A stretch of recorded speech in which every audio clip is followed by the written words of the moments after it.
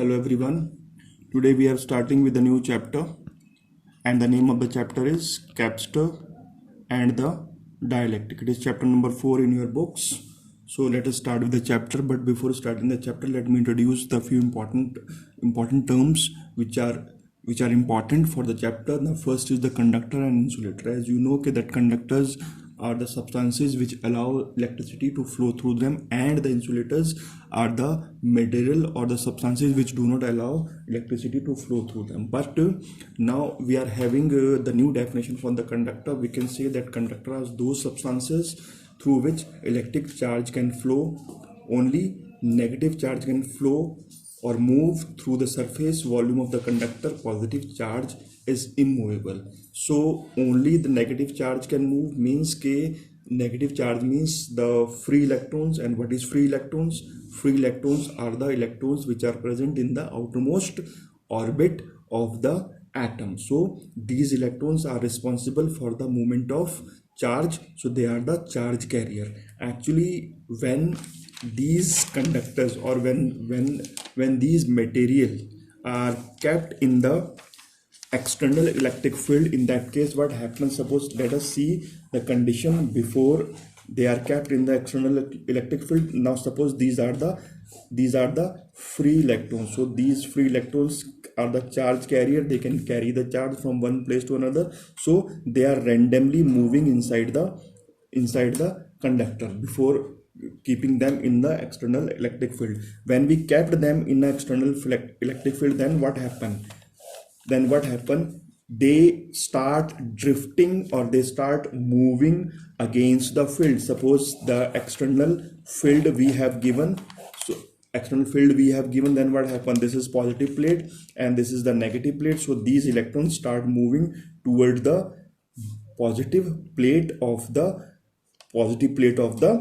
cell, or we can say toward the positive terminal of the battery. So in this way they keeps moving. They also collide with the positive particle, because positive particles are immovable, positive particles are not moving. So they also collide, creating a resistance, and they keeps on colliding. That's why their velocity remain constant. The velocity does not change. So in this way they move inside the surface of this conductor. Now insulators, in insulator there is no free electron, so there is no charge carrier. So that's why they are called the insulators. Now free electrons are nothing but they are the electrons which are present in the outermost orbit of an electrons.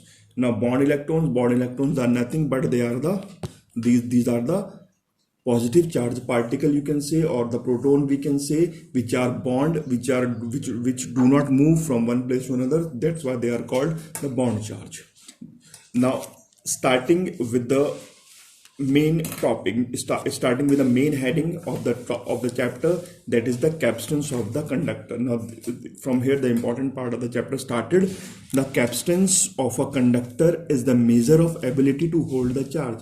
Now it is what? It is nothing but it is the measure of ability. Now what amount of charge is hold by the conductor is called its capacitance, and charge is directly proportional to potential difference. We can say it is directly proportional to, that means whatever the voltage we are giving, accordingly the charge increases or decreases. So for removing this proportionality sign we have to put in constant, and the constant which we are putting here is called C.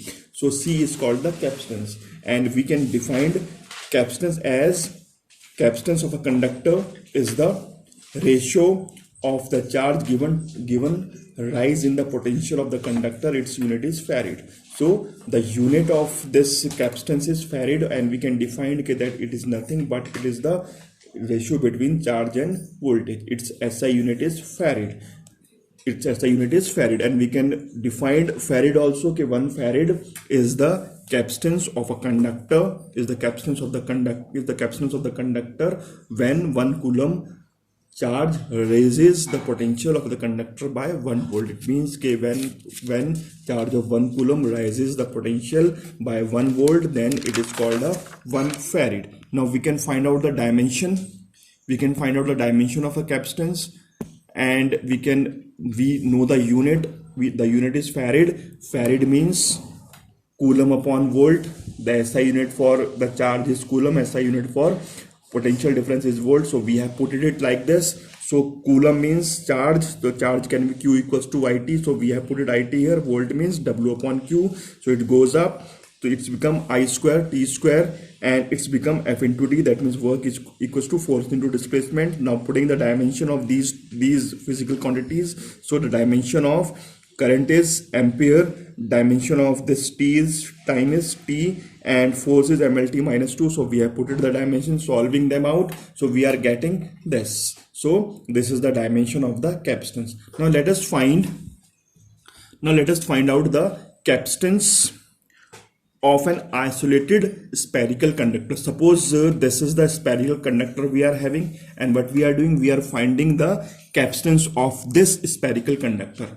Its radius is suppose A, radius इसका A है, and what we have done, हमने क्या किया, we have given plus Q charge here, plus Q charge दिया, तो plus Q charge क्या करेगा, पूरी surface पे it's spread out. So that means plus Q here, plus Q here, plus Q here, plus Q here, plus Q here on the surface, the charge will be plus Q, and the direction will be perpendicular to the surface. So that means ऐसा लगेगा कि it is coming from the center of the sphere. So it will be moving like this. The direction will be perpendicular to the surface. So it's appear that it is that the electric field intensity direction will be from the center toward outside. Now we know we can find out the potential difference.